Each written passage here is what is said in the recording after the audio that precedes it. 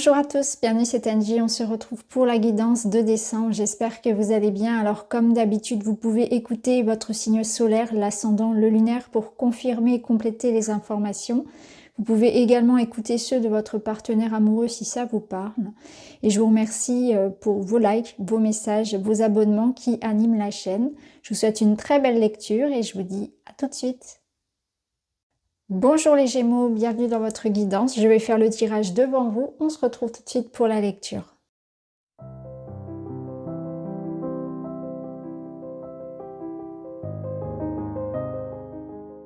Voilà les Gémeaux, nous sommes partis pour votre lecture. On commence tout de suite avec les énergies générales. Vous avez la leçon et 4.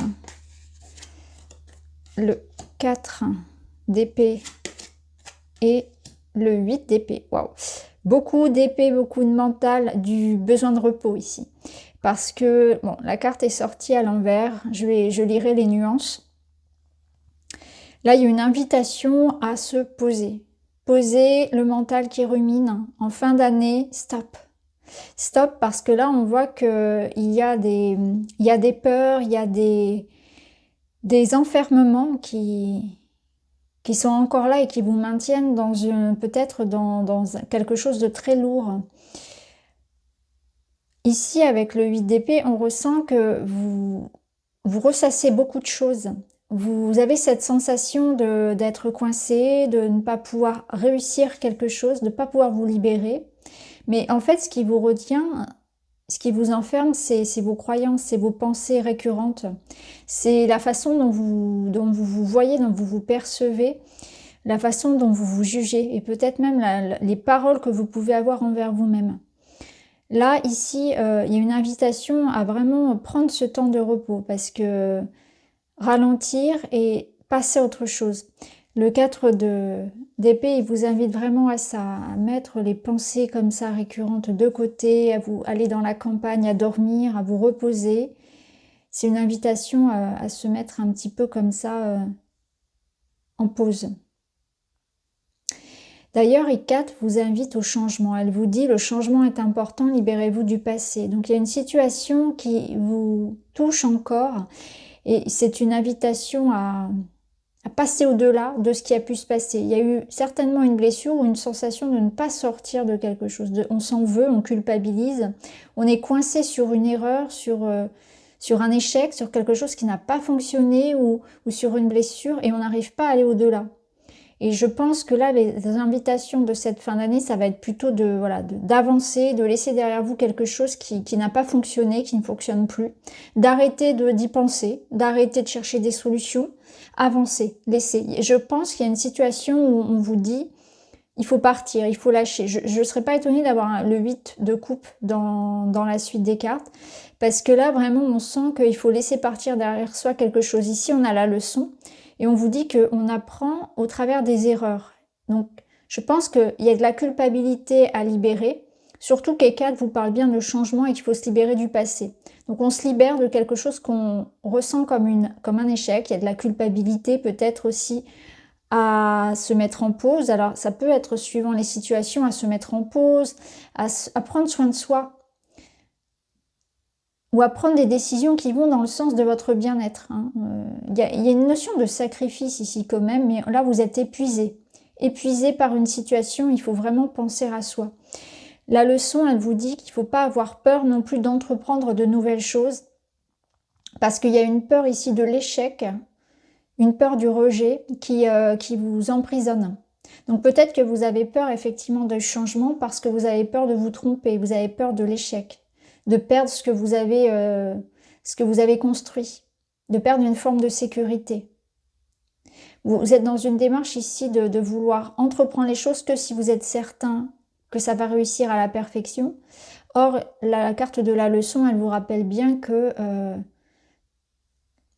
les erreurs font partie de l'expérience. Et que c'est aussi comme ça qu'on apprend. Donc il y a une leçon ici à retenir par rapport aussi à un événement.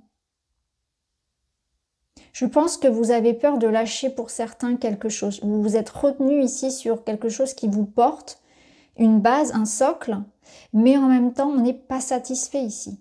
Donc on doit entamer un changement, on doit peut-être prendre une décision, on tourne en boucle, parce qu'on n'arrive pas à se décider, mais au fond de soi, on connaît la décision, mais peut-être qu'on a du mal dans la matière à la transposer. Alors on va voir dans le domaine professionnel, vous avez les petites souris, vous avez l'impératrice et le chevalier de bâton. Bon là, au niveau professionnel, on ne se laisse pas abattre, hein.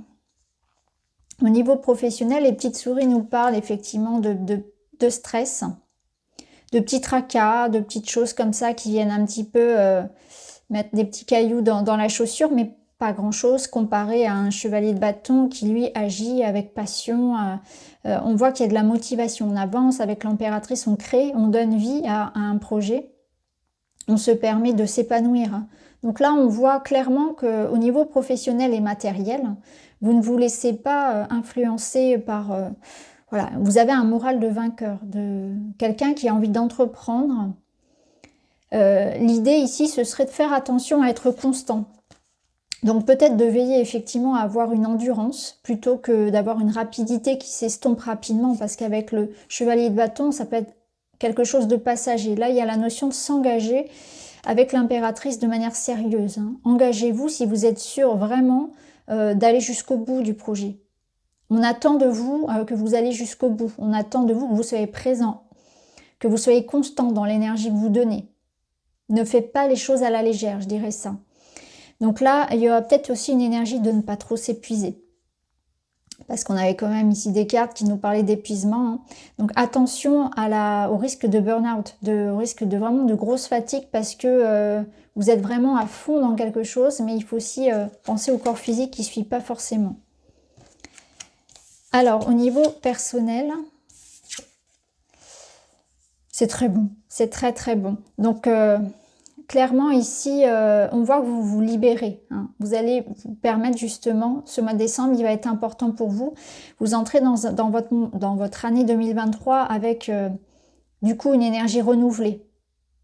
On voit qu'il y a une transformation qui va se faire en accompagnement du changement d'année et qui va vous permettre vraiment d'apporter un changement, de vous libérer de quelque chose. 2022, vous le clôturez ici dans une énergie de gagnant. Vous en voulez pour 2023, ça se voit. Ici, avec le soleil, dans le domaine relationnel, c'est beau. C'est l'amour, c'est les enfants, c'est la famille, c'est le partage, c'est la réussite. Ici, c'est les festivités. Et on a un roi de coupe. Donc ici, on a un signe d'eau près de vous,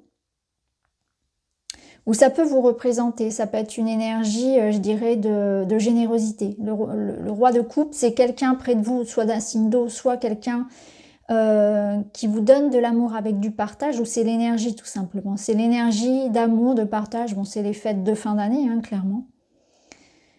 C'est quelqu'un qui est aussi à l'écoute de ses ressentis, qui s'écoute. Quelqu'un qui a une parole juste, qui arrive à communiquer facilement, qui sait maîtriser. Enfin maîtriser, dans le sens où on ne diffracte pas sa colère. On a plus de bienveillance dans l'écoute, d'empathie, de non-jugement. Donc c'est fluide. Donc on voit qu'au niveau émotionnel, il y a quand même un changement. La lune, elle vous dit bien que pourtant, ça va être un mois riche. Riche en émotions, mais en belles émotions. Quelque chose qui va vous toucher. Alors ça peut être cette personne représentée par le roi de coupe qui ici annonce vraiment des marques d'amour, un cadeau, une surprise ou une harmonie amoureuse ou relationnelle ici. Alors c'est la famille, c'est les enfants, c'est dans le couple, mais il y a quelque chose de très très beau. Alors, on va voir la finalité du mois. Je vais lire le petit message après. Waouh, 2 de coupe.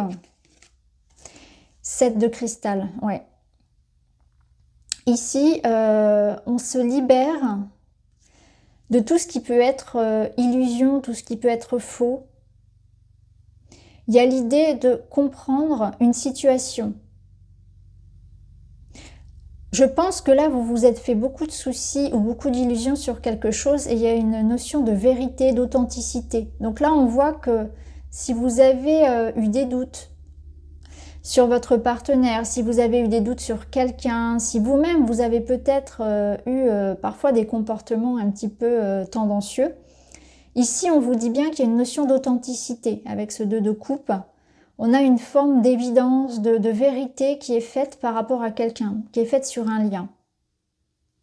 Il y a aussi la notion de parfois savoir penser à soi, de s'extirper d'une situation pour être aligné à soi. Donc on va vers quelque chose ici de très aligné à sa vérité, à soi, d'authentique dans une relation ou dans les comportements. Donc c'est une invitation à être vrai, c'est ce qu'on vous disait ici dans le professionnel aussi.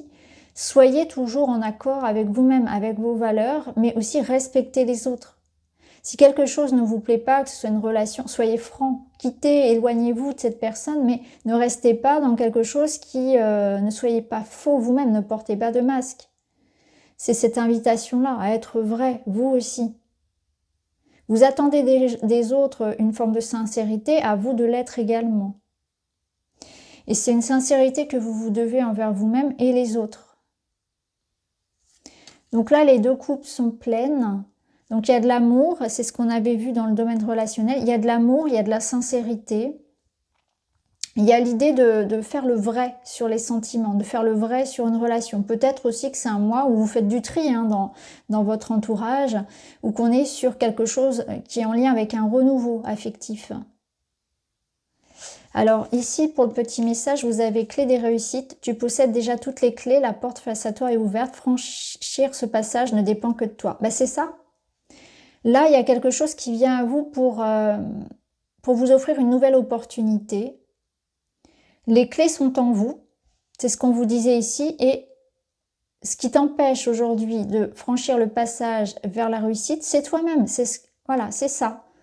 C'est peut-être le mental, c'est peut-être les croyances, la culpabilité, cette sensation d'être coincé alors que finalement vous ne l'êtes pas. C'est vos pensées limitantes, c'est la façon dont vous vous jugez. C'est la façon aussi dont vous vous mettez beaucoup la pression, une certaine forme d'exigence, de perfection. Laissez-vous simplement vivre aussi les choses. Donc, clé des réussites, tu possèdes déjà toutes les clés. La porte face à toi est ouverte. Franchir ce passage ne dépend que de toi. Donc voilà les Gémeaux, un très beau tirage pour le mois de décembre. Je reviens très vite avec votre tirage 2023 et votre guidance également sentimentale. Je vous embrasse et à bientôt.